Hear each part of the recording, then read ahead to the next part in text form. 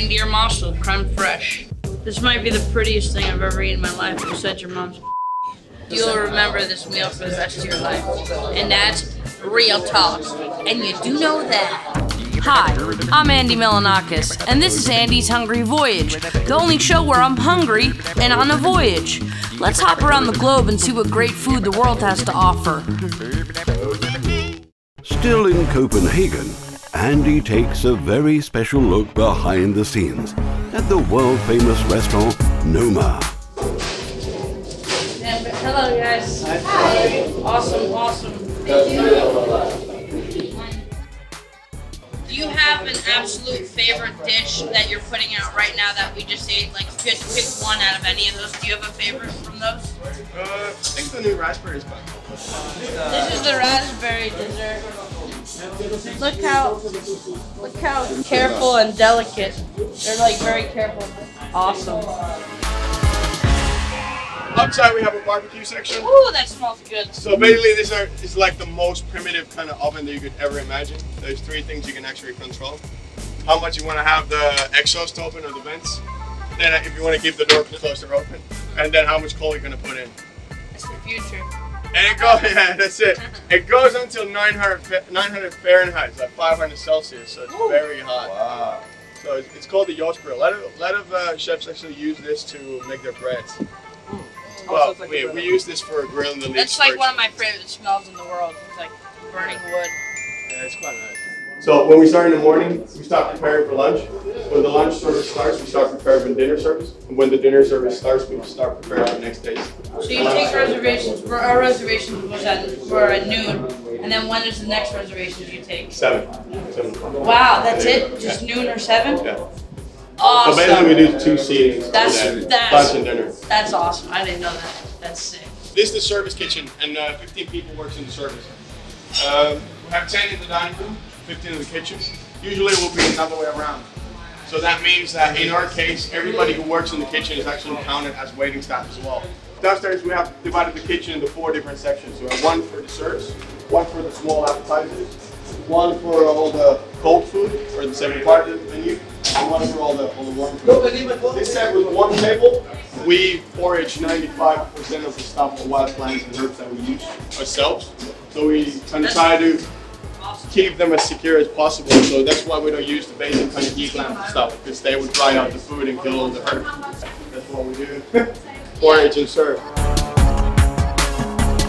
We have one team with the forager. So we have one forager who works for the restaurant, and he takes every morning 5 Santa's little helpers with him and goes foraging. And everything that he picks is picked during like around 50 kilometers radius of Copenhagen. Usually we go about like closer. But these like leaf clothes that was Wood sort. the turbo. What's that? Skogsyre. School, yeah. Because I mean, I remember like eating that in the forest. Growing up as a kid, and my mom told me like you could eat those, and then but that's the first time I've ever eaten that at a restaurant. I got a stalk of sensamia blooming in my backyard. And behind you guys, we have these tables, are mainly for the staff. So every day from 5 to 6, we had a family-style dinner all together. It's a very important tradition for us that everybody kind of sits down and, you know, it brings everybody closer. Obviously, everybody's moved just for the restaurant. Do they talk about all the dishes and nitpick and say this needs this or that needs that, or not really? Or is it more just chilling? It's mainly the part of the day that you don't really talk about work things. Oh. You know, you guys just have a meal together and communicate and have fun. So it's more, you know, time to actually relax and kind of take an hour off, even though you're still at your workplace. Yeah. What's the staff meal like? So I mean, yesterday we had lasagna. Lasagna? Yeah, wow. Lasagna and brownies. For example, you know, it's family style. And like I said, we have around 20 nationalities, so that means that we try to pair up people. We have 2 Swedish guys that would do, you know, meatballs for a whole week. Finnish guys would do some weird Finnish food. And then behind you guys, we have our test kitchen. So basically, like I've just briefly said, that how we change the menu is very kind of seasonal. It lives throughout the seasons. Coming up with new dishes for fall, for the autumn. Is there one person that approves it, like them? Chef Rene. Yeah, so he's the main dude who says yes or no to the new inventions. Nobody else. Yeah. He's the one who shows green light. Okay, this can go. And then the thing is, these guys will work up on the dishes into a certain extent. Like, okay, they probably do, like, for example, a new cherry dish that they're coming up. You probably plate that like 5 to 6 times within the group to people. When they feel it's like in it, you know, then they're gonna show that to Rene, and they know already where to kind of take it. But then Rene takes kind of the last step is like his, like, okay. Yeah. Blown away, 10 out of 10. All of these people have to constantly be in awe.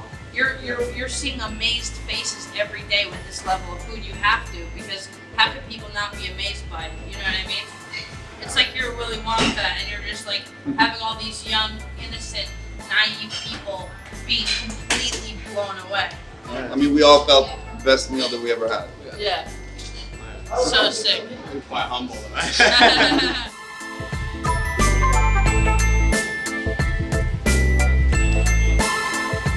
Awesome. Thank you so much. Tune in next time to Andy's Hungry Voyage.